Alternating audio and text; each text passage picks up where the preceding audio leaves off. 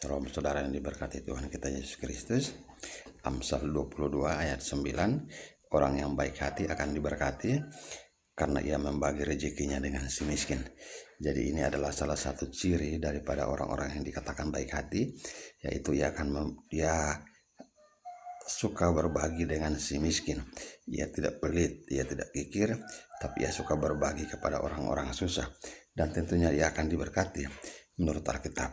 Nah, saudara berkati Tuhan, hari ini ia berbagi, belum tentu hari ini ia langsung mendapatkan balasan daripada Tuhan.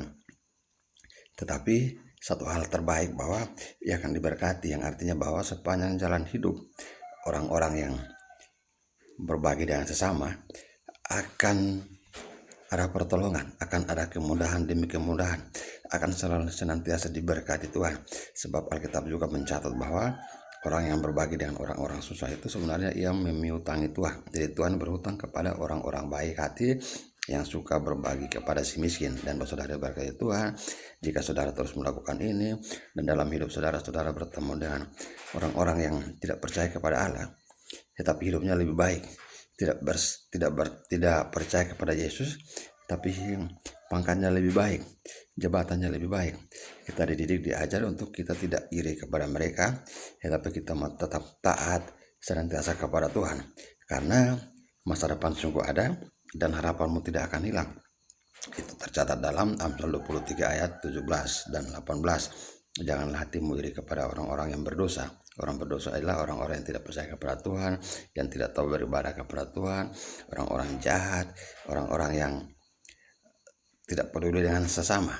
Tetapi ia lebih baik dalam hidupnya, ia mendapatkan harta yang lebih banyak, jabatan lebih baik dan sebagainya.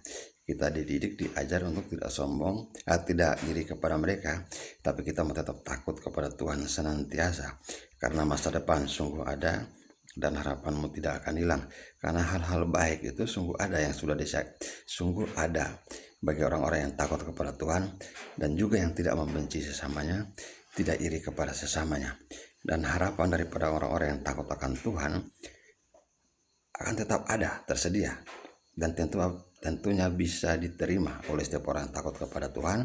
Dan jika kita sudah hidup takut dan taat kepada Tuhan, ada kemungkinan atau bisa jadi kehidupan saya dan saudara akan lebih baik daripada orang-orang tadi yang terlihat lebih baik tapi tidak percaya kepada Tuhan.